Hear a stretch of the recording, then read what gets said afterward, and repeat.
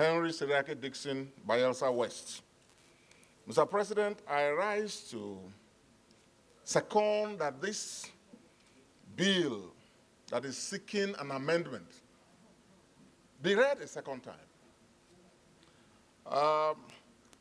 As a social democrat myself, one of the things that I always associate with is how the benefits of government and the powers that we exercise, how they trickle down to the most vulnerable.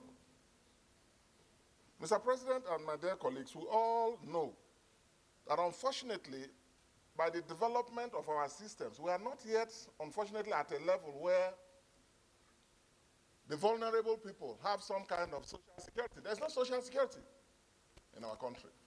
And that is why I commend any day the introduction of this policy by which vulnerable members of our society who have no faces, who may have no voice, are remembered. And no matter how little their government and their leaders show that they matter. But I am not in support that we rush the passage of this legislation here and now. I take cognizance of the remarks Mr. President made. It is important, yes, but we need to take time to do it properly. I don't think that anyone here on either side is opposed in principle to an amendment of this legislation. No one is also opposed to the continuation of this policy. But Mr. President, if we must do something, we must do it well, must do it rightly.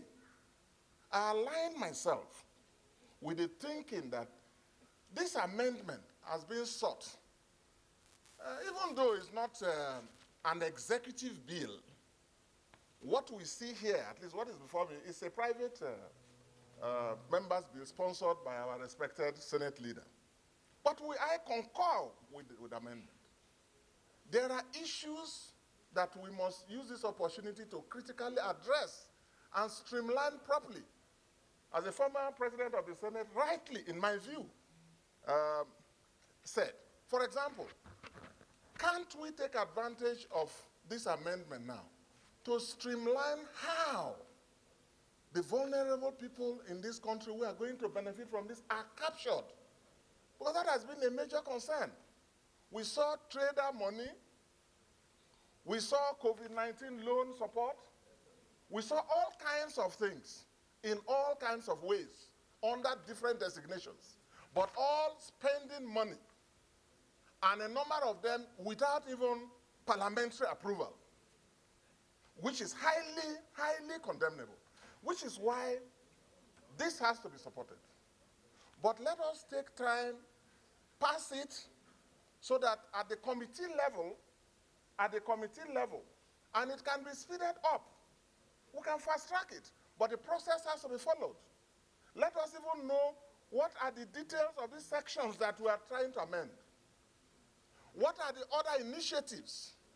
We will be interested in how this body is done in a way that it is spread along every local government and every state, how we create an institution that can maybe with time evolve to have some kind of social security kind of thing. So let's do it properly. So I support that this bill be read a second time.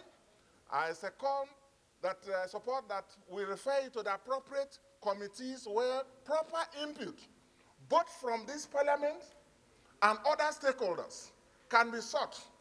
For me, it's immaterial whether we are removing it from a ministry, which is under the president's directive, because every minister is an agent of the president, or we are taking it directly because of the president's passion, which is commendable, right there to the villa. To me, it's one and the same thing. So that's not what I am looking at. That's not what is important. I think that for the benefit of this country, particularly for the benefit of the vulnerable millions of people who will depend on the decisions we will make. I support that we make this amendment properly. Thank you very much. Well, distinguished Senator